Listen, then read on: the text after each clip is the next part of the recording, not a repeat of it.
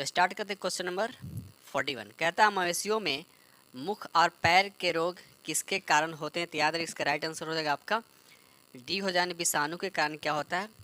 मुख और पैरों के रोग होते हैं। ठीक दोस्त, चलिए आगे बढ़ते क्वेश्चन नंबर 42। शक्ति यानी इसको बोलते हैं पावर। पावर का ऐसा यूनिट आपसे पूछा तो क्या हो जाएगा आपको ये बताना, तो याद रखिए इसका राइट आंसर हो जाएगा आपका वॉट हो जाएगा। अगर जूल की बात, जूल किसका, तो याद रखिए एक वर्क यानी ऊर्जा की मात्रक बोल सकते हैं। उसी तरह से अगर वोल्ट जो हो गया ये पोटेंशियल डिफरेंस यानी विभवांतर का मात्रक होता है, और एम्पियर जो होता है ये करंट का मात्रक होता है। ठीक है दोस्त, चलिए आगे बढ़ते question number next. Question number 43 कहता है यहाँ पर डैश दे रखा, किस संख्या परमाणु की द्रव्यमान संख्या और परमाणु क्रमांक के अंतर के बराबर होगा। द्रव्यमान संख्या में से परमाणु संख्या जब माइनस करें तो किसके बराबर होगा? तो याद रखिए इसका राइट आंसर जो हो जाएगा आपका न्यूटन के बराबर। ये सिंपल से समझिए कि द्रव्यमान संख्या जो होता है इसको अगर ए से इंडिकेट करते हैं तो परमाणु संख्या हो जाएगा, और प्लस क्या होता है? न्यूट्रॉन की संख्या। तो आपसे ये निकालने की बात कर रहा है तो क्या कीजिएगा, ए में से परमाणु संख्या को माइनस किया, यानी राइट आंसर आपका हो जाएगा आपका सी हो जाएगा। ठीक दोस्त, चलिए आगे बढ़ते क्वेश्चन नंबर नेक्स्ट। ये रहा क्वेश्चन नंबर आपका 42।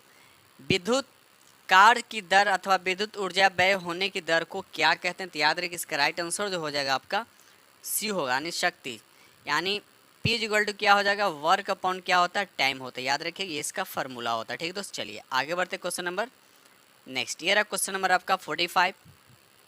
क्वेश्चन 45 कहता है मिट्टी से जड़ों के रेशों में पानी डैश की वजह से प्रवेश करता है। तो याद रखिए किसके वजह से प्रवेश करता है? तो याद रखिए इसका राइट आंसर हो जाएगा आपका प्रासरण के कारण होता है। ठीक है दोस्त, चलिए इसमें दो जटिल उत्तक काम करते, एक होता है जाइलम और दूसरा होता है फ्लोएम। ठीक है दोस्त, चलिए आगे बढ़ते question number next. Question number 46 कहता है विटामिन सी का प्राकृतिक स्रोत इनमें से कौन सा? ठीक है, देखिए यहाँ पर राइट आंसर हो जाएगा आपका, देखिए यहाँ पर दे रखा है आपका सेब भी है, अमरूद भी है, पालक भी है। तो इसका राइट आंसर कौन हो जाएगा?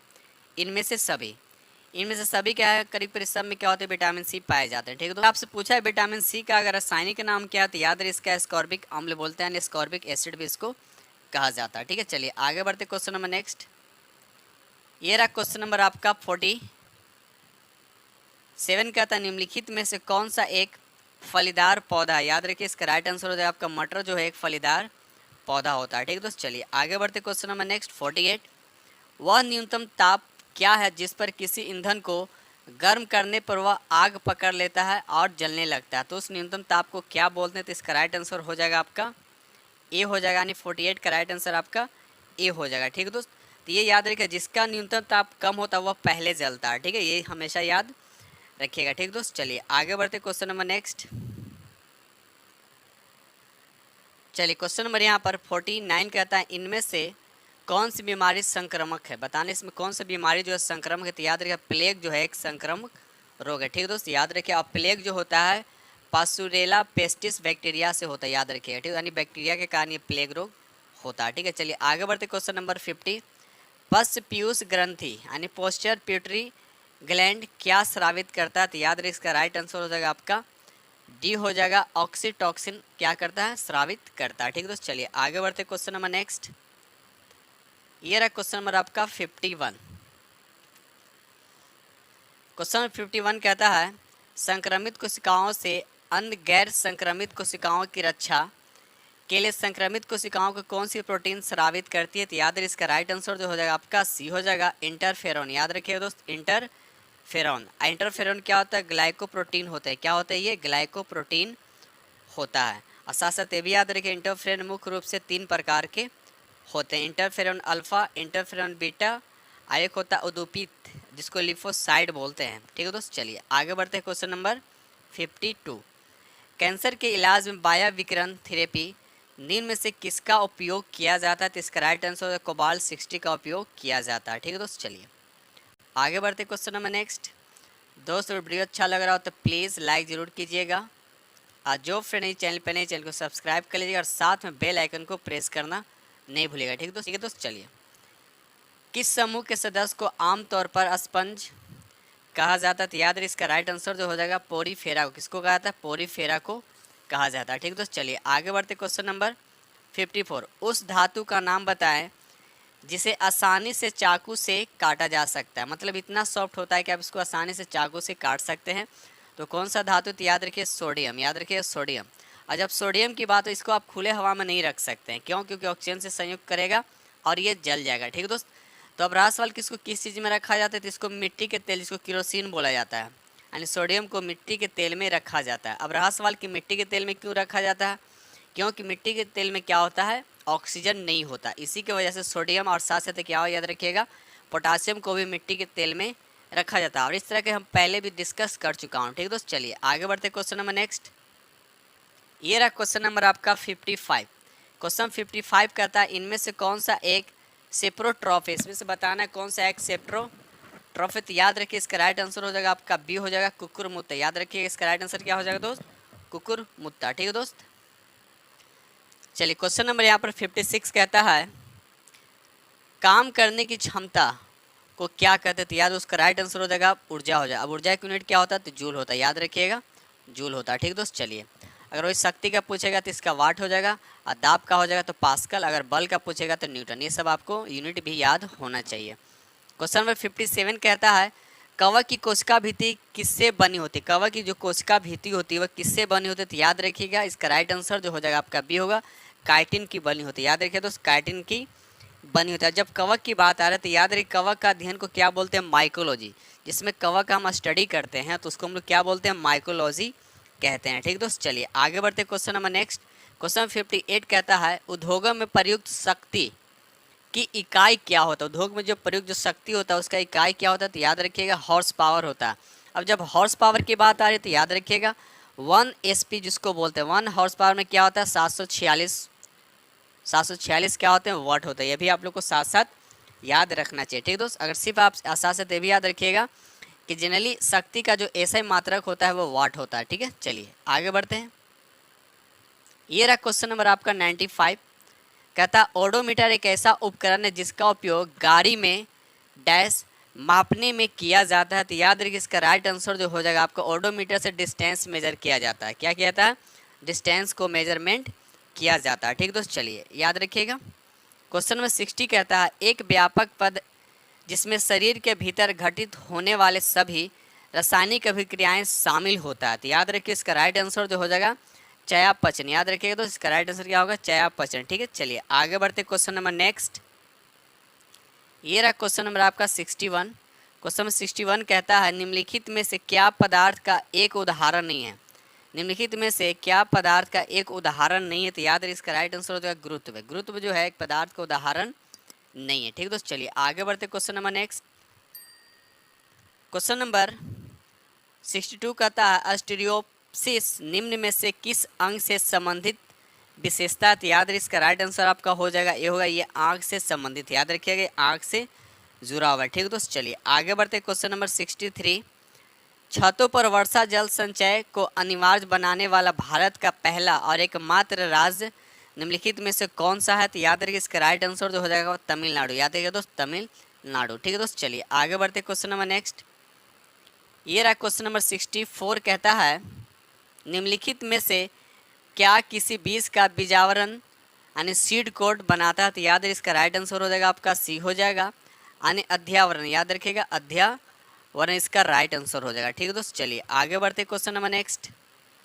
क्वेश्चन नंबर 65 कहता है निम्नलिखित में से किसे ग्रीन हाउस गैस के रूप में नहीं जाना जाता? ठीक है। तो यहाँ देखिए ऑक्सीजन जो है यहाँ पर ग्रीन हाउस गैस के रूप में नहीं जाना जाता। बाकी आपको कार्बन डाइऑक्साइड की अगर हम बात कर रहा हूँ, मेथेन की बात कर रहा हूँ या जलवाष्प की बात कर रहे हैं, ये सब क्या आपका ग्रीन हाउस गैस में आते हैं। ठीक दोस्त। चलिए आगे बढ़ते, लेकिन ऑक्सीजन नहीं आता। तो इतने फैक्ट आप लोग को याद होने चाहिए। चलिए आगे बढ़ते क्वेश्चन नंबर नेक्स्ट।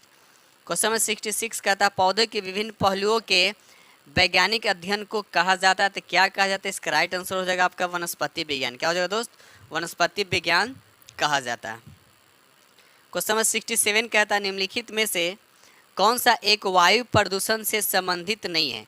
वायु प्रदूषण से कौन इसमें एक संबंधित नहीं है? तो याद रहिए इसका राइट आंसर हो जाएगा आपका सी होगा यूट्रोफिकेशन। यूट्रोफिकेशन जो है ये वायु प्रदूषण से संबंधित नहीं है। बाकी स्मॉग हो गया, अम्ल वर्षा हो गया, एस्बेस्टोसिस हो गया, ये सब क्या हो गया आपका वायु प्रदूषित से संबंधित है। लेकिन यहाँ पर यूट्रोफिकेशन जो आपका ये वायु प्रदूषण से संबंधित नहीं है। चलिए आगे बढ़ते क्वेश्चन नंबर नेक्स्ट। यहाँ पर 68 कहता है बढ़ती हुई हृदय दर यानी हार्ट बीट को क्या कहते हैं।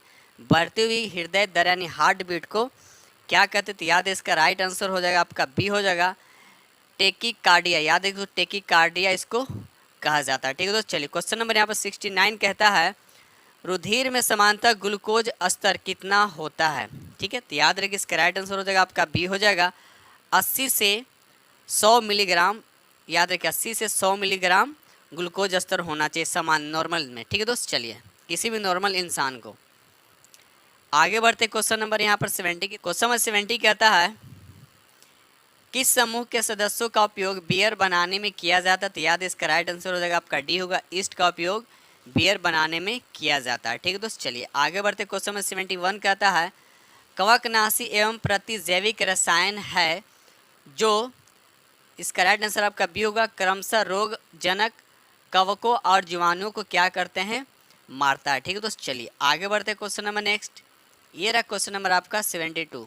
दोस्तों वीडियो अच्छा लगा तो प्लीज़ लाइक जरूर कीजिएगा और जो फ्रेंड इस चैनल पे नए हैं चैनल को सब्सक्राइब कीजिएगा और साथ में बेल आइकन को प्रेस करना नहीं भूलिएगा। ठीक है दोस्त, चलिए क्वेश्चन नंबर 72 कहता है झूम खेती होता है। तो झूम खेती किस तरह का होता है, तो याद रखिए काट और दगी खेती होता है। तो सबसे पहले याद है झूम खेती करने से पहले क्या होता है, उस खेतों को क्या गया था, खेत में जो वृक्ष या वनस्पति होता है उसको सबसे पहले जला दिया, यानी काट कर उसको जला दिया जाता है। ठीक है दोस्त, चलिए आगे बढ़ते क्वेश्चन नंबर 73 कहता है निम्नलिखित में से भारत से मिलने वाला कौन सा सांप जहरीला नहीं है। ठीक है, तो इसका राइट आंसर हो जाएगा आपका सी हो जाएगा, भारतीय सैल अजगर। ये क्या होता है, जहरीला नहीं होता। ठीक है दोस्त, चलिए आगे बढ़ते question number next. Question number 74 कहता है जब किसी एक कपड़े पर दूध को उलेटते हैं अब मलाई उस पर ही रह जाता है तो पृथक्करण की यह प्रक्रिया क्या कहलाता है। तो याद रखिए इसका राइट आंसर हो जाएगा आपका निस्यंदन होता है। याद रखिए इसका राइट आंसर हो जाएगा आपका ए हो जाएगा। ठीक है दोस्त, चलिए आगे बढ़ते क्वेश्चन नंबर नेक्स्ट। ये रहा क्वेश्चन नंबर 75 कहता है एक समूह को चुनिए जिसका प्रयोग पुनः चक्रण के पश्चात किया जा सकता है। तो इसका राइट आंसर हो जाएगा आपका सी हो जाएगा, लोहे के कील, कांच की बोतल, स्टील मग, गत्ते का डब्बा। यानी राइट आंसर हो जाएगा आपका सी हो जाएगा। ठीक है दोस्त, चलिए आगे बढ़ते question number next. Question number 76 कहता है इंडियन ब्यूरो ऑफ माइंस का मुख्यालय अवस्थित है। तो बताना कहाँ है, तो इसका राइट आंसर जो हो जाएगा आपका डी हो जाएगा, ये नागपुर में है। नागपुर कहाँ, तो याद रखिए महाराष्ट्र में है। ठीक है दोस्त, चलिए क्वेश्चन नंबर 77 कहता है राउरकेला इस्पात संयंत्र को लौह अयस्क की आपूर्ति होती है तो किससे होता है। तो इसका राइट आंसर हो जाएगा आपका सी हो जाएगा, क्योंझर से होती है। याद रखिए क्योंझर से होती है। ठीक है दोस्त, चलिए आगे बढ़ते क्वेश्चन नंबर नेक्स्ट। ये रहा क्वेश्चन नंबर आपका 78। क्वेश्चन नंबर 78 कहता है निम्नलिखित में से कौन सा महाद्वीप का क्षेत्रफल के अनुसार सबसे बड़ा है। आपको बताना, देखिए ऑप्शन के अकॉर्डिंग बताना है यहाँ पे। ऐसे तो सबसे बड़ा कौन है, एशिया होता है, लेकिन ऑप्शन में आपको तो एशिया दे नहीं रखा। तो याद रखिएगा यहाँ पर राइट आंसर हो जाएगा अफ्रीका। अफ्रीका क्या है, दूसरा सबसे बड़ा महादेश, याद रखिएगा। ठीक है दोस्त, चलिए आगे बढ़ते हैं क्वेश्चन नंबर। आज सबसे ये भी याद रखिएगा कि किस महादेश में सबसे ज़्यादा देश है। तो याद रखिए अफ्रीका में कितने हैं, तो 54। अगर वो एशिया में पूछेगा तो एशिया में कितना है, तो 52। याद रखिएगा 52 देश हैं। ठीक है दोस्त, चलिए आगे बढ़ते क्वेश्चन नंबर यहाँ पर 79 कहता है सिख धर्म के पहले गुरु कौन थे। सिख धर्म के पहले गुरु कौन थे, तो याद रखिए इसका राइट आंसर हो जाएगा आपका सी हो जाएगा, श्री गुरु नानक देव। याद रखिएगा दोस्त, चलिए आगे बढ़ते क्वेश्चन नंबर 80। विश्व पर्यावरण दिवस कब मनाया जाता है। देखिए विश्व पर्यावरण दिवस कब मनाया, तो याद रखिए इसका राइट आंसर हो जाएगा आपका 5 जून को विश्व पर्यावरण दिवस मनाया जाता है। ठीक है, चलिए आगे बढ़ते क्वेश्चन नंबर नेक्स्ट। ये रहा क्वेश्चन नंबर आपका 81। कहता है हिंदुस्तान सोशलिस्ट रिपब्लिक एसोसिएशन के संस्थापक निम्नलिखित में से कौन थे। तो याद रखिए इसका राइट आंसर हो जाएगा आपका डी होगा, चंद्रशेखर आज़ाद। चंद्रशेखर आज़ाद ने, और कब इसकी स्थापना किए थे, तो याद रखिए इसका राइट आंसर हो जाएगा आपका 1928 में इसकी स्थापना किए थे। और कौन किए थे, तो चंद्रशेखर आज़ाद ने। ठीक है दोस्त, चलिए आगे बढ़ते क्वेश्चन नंबर नेक्स्ट। ये रहा क्वेश्चन नंबर आपका 82। जनगणना 2011 के अनुसार सिर्फ जनसंख्या घनत्व वाले 4 राज्यों का सही अवरोही क्रम में बताना। अवरोही का मतलब जिसका घन डेंसिटी यानी घन सबसे ज़्यादा होगा वो पहले आएगा। तो आपको पता है कि बिहार का जनसंख्या घनत्व सबसे ज़्यादा कितना है, 1106 होता है। ठीक है दोस्त, 1106 है। ठीक है ना। तो बिहार तो 3 ऑप्शन में पहले दे रखा है, तो बिहार के बाद कौन आएगा, तो याद रखिए इसका राइट आंसर हो जाएगा आपका पश्चिम बंगाल। यानी पहले बिहार आएगा, उसके बाद पश्चिम बंगाल, उसके बाद केरल, उसके बाद उत्तर प्रदेश। ठीक है दोस्त, चलिए आगे बढ़ते हैं क्वेश्चन नंबर नेक्स्ट। ये रहा क्वेश्चन आपका 83। शिवाजी एवं राजा जय सिंह के बीच पुरंदर की संधि किस वर्ष हुई थी, तो याद रखिए इसका राइट आंसर हो जाएगा आपका बी हो जाएगा 1665 में। ठीक है दोस्त, चलिए क्वेश्चन नंबर 84 कहता है वित्तीय आपात की घोषणा को कितनी अवधि के अंदर संसद के दोनों सदनों से अनुमोदित होना आवश्यक है, तो इसका राइट आंसर हो जाएगा आपका बी हो जाएगा 2 माह। याद रखिएगा 2 माह। ठीक है दोस्त, चलिए आगे बढ़ते question number next. Question number 85 कहता है दीवान ए बंदगान विभाग की स्थापना दिल्ली सल्तनत के किस शासक के काल में हुई है, याद रखिए इसका राइट आंसर जो हो जाएगा आपका डी हो जाएगा फिरोज शाह तुगलक। याद रखिएगा फिरोज शाह तुगलक। ठीक है दोस्त, चलिए आगे बढ़ते question number next. Question number 86 कहता है भारत के महान्यायवादी का कार्यकाल निम्न में क्या है, ये बताना है, तो इसका राइट आंसर हो जाएगा आपका डी हो जाएगा राष्ट्रपति के प्रसाद पर्यंत, यानी राष्ट्रपति के इच्छा अनुसार। याद रखिएगा। चलिए आगे बढ़ते क्वेश्चन नंबर नेक्स्ट। ये रहा क्वेश्चन नंबर आपका 87। निम्न कौन सबसे बाद में प्रधानमंत्री पद पर आए थे इस ऑप्शन के अकॉर्डिंग, तो याद रखिए इसका राइट आंसर हो जाएगा आपका बी हो जाएगा आई के गुजराल। याद रखिएगा आई के गुजराल। ठीक है दोस्त, चलिए आगे बढ़ते क्वेश्चन नंबर 88। राष्ट्रपति की पद अवधि का उल्लेख किस अनुच्छेद में किया गया, तो इसका राइट आंसर होगा अनुच्छेद आपका 56। याद रखिएगा दोस्त, चलिए आगे बढ़ते क्वेश्चन नंबर नेक्स्ट। अगर ये पूछता है राष्ट्रपति निर्वाचन का उल्लेख किस में किया गया, तो 55 हो जाएगा।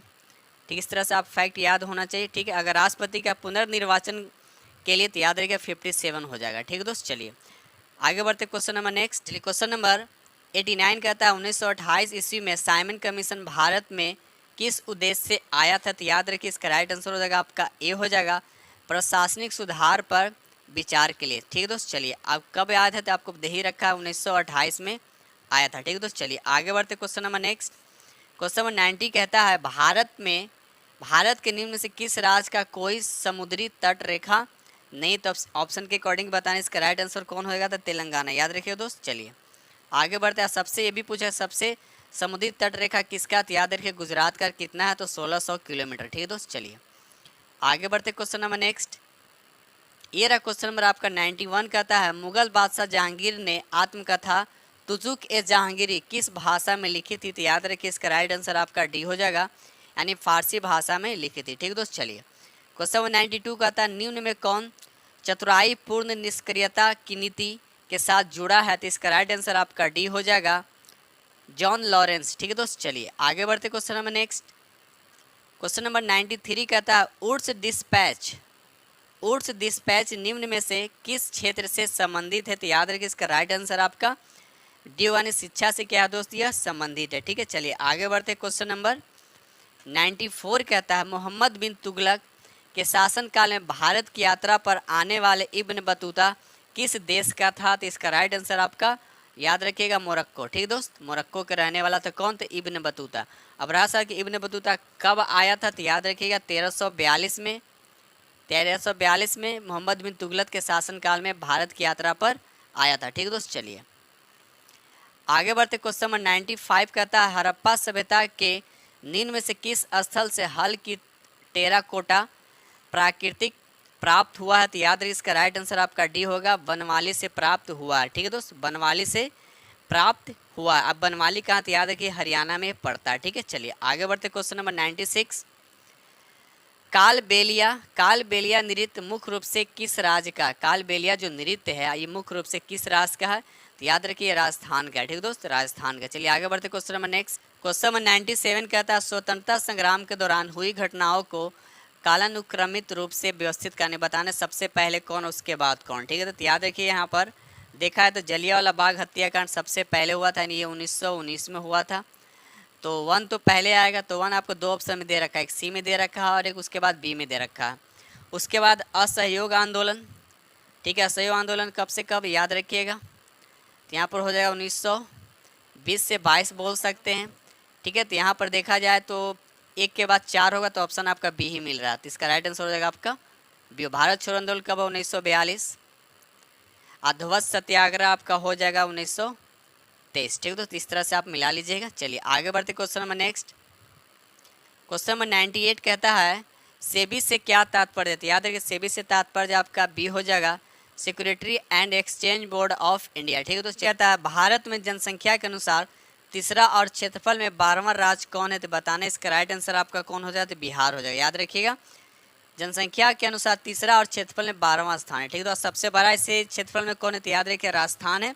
और जनसंख्या की दृष्टि से सबसे बड़ा राज्य कौन होगा, तो उत्तर प्रदेश आपका हो जाएगा। साथ साथ ये भी याद रखिए बिहार का जो क्षेत्रफल है, भारत के क्षेत्रफल का कितना है, तो 2.86%। ठीक है दोस्त, चलिए नंबर 100 कहता है कोसी बाढ़ नियंत्रण और सिंचाई परियोजना स्थित है, तो बताना आपको किस राज्य में स्थित है, तो याद रखिए अभी आपका बिहार में ही स्थित है। ठीक है दोस्त, चलिए आगे बढ़ते क्वेश्चन नंबर 101। इनमें से कौन सुनामी चेतावनी का एक संकेत है, तो इसका राइट आंसर हो जाएगा आपका सी हो जाएगा, समुद्र तट से तुरंत वापस गिरने वाला पानी। ठीक है, नंबर नेक्स्ट क्वेश्चन नंबर 102 कहता है राष्ट्रपति के निर्वाचन मंडल का उल्लेख भारतीय संविधान के किस अनुच्छेद में किया गया, तो याद रखिए इसका राइट आंसर हो जाएगा आपका अनुच्छेद 54 में किया गया है। ठीक दोस्त, चलिए आगे बढ़ते हैं।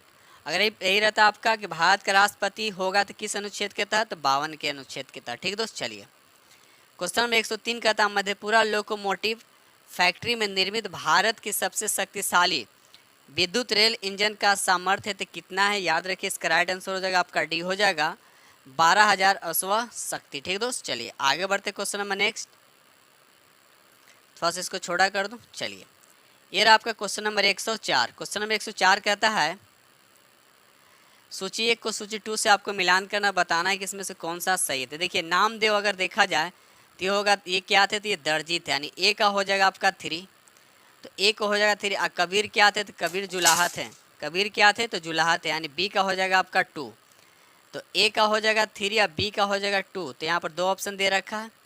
उसके बाद यहाँ पर देखा रविदास क्या थे, तो मोची थे, यानी पहले होगा 3, उसके बाद 2 और उसके बाद 4 और लास्ट में 1, यानी 3 2 4 1, 3 2 4 1। ऑप्शन आपका बी पे जा रहा है, याद रखिए तो ऑप्शन आपका बी पे जा रहा है। ठीक है, चलिए आगे बढ़ते क्वेश्चन नंबर नेक्स्ट।